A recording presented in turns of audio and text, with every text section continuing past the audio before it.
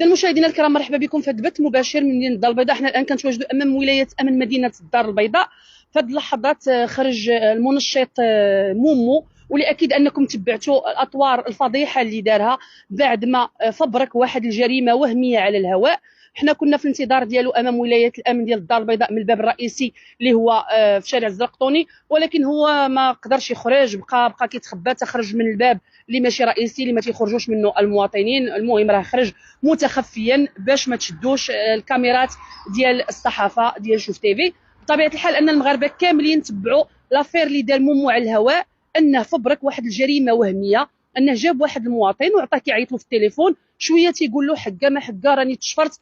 هذه الفبركات ديال الجريمه بطبيعه الحال عندها اثار قانونيه اللي غادي ترتب عليها. كنبغيو نشكروا بطبيعه الحال رجال الامن لانهم داروا التحريات ديالهم بسرعه قصوى وتم اعتقال المتورطين.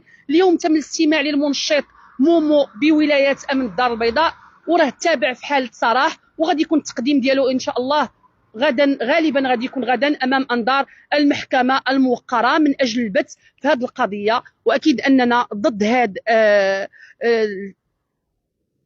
شنو نقول لك، هذه ماشي هاد الافكار وهاد العشوائيه وهاد السيبه وهاد الفوضى اللي ولينا كنعيشوها من اجل البوز ومن اجل اننا نرفعوا عده المشاهدات او نرفعوا عدد المشاهدات. ما يمكنش اننا نلعبوا باجهزه منظمه. تنعرفوا ان الجهاز الامني هو جهاز اللي كيتعين بظهير شريف معينه صاحب الجلاله الملك محمد السادس نصره الله، ولا ايضا القضاء المغربي راه كيحكم باسم صاحب الجلاله الملك محمد السادس نصره الله. اذا من العيب ومن العار اننا نفبركوا الجريمه وهميه واللي غادي نمسوا بها بطبيعه الحال بالنظام، وغنمسوا بها بالاحساس بالامن لدى المواطنين. اذا مشاهدينا الكرام، كنا على وشك اننا نتلاقاو مع سي مومو ناخذوا من عنده تصريحات بخصوص هذه القضيه، ولكنه ابى وفضل ان يخرج من واحد الباب اللي هو غير مخصص للمواطنين باش ما تشدوش كاميرات شوف تيفي. مشاهدينا الكرام، اكيد اننا نوافيكم بتفاصيل هذه القضيه. شكرا لكم والى اللقاء في بث اخر باذن الله.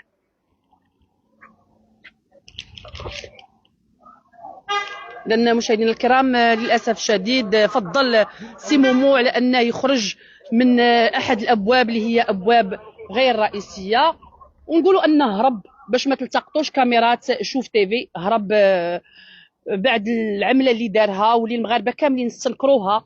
وتنبغيو مرة أخرى نحييو رجال الأمن مدينة الدار البيضاء، لأن بالتنسيق مع المدير العام لمراقبة التراب الوطني والمصالح الولائية لولاية أمن الدار البيضاء تم إلقاء القبض على جميع المتورطين اللي تورطوا في هذه الجريمة المفبركة، واللي كان الهدف ديالها هو البوز ورفع عدد المشاهدات. ولكن للأسف الشديد هاد الناس ما عرفوش أن هذا مساس بالأمن ديال المواطنين أو الإحساس بالأمن لدى المواطنين، وأن الفبركة ديال هذه الجرائم راه كتركب عليها عواقب وخيمة وعقوبات زجرية قد تصل إلى السجن إلى 5 سنوات كيف ما قالت لنا الأستاذة لبنى الصغيري. إذن مشاهدينا الكرام، هذه هي التفاصيل ديال قضية المنشط مومو.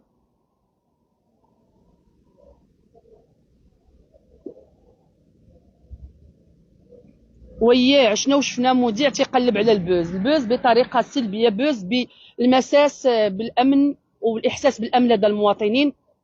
إذن مشاهدينا الكرام، هذه هي آخر تفاصيل في قضية المنشط مومو ومن معه. شكرا لكم والى اللقاء في بث اخر باذن الله.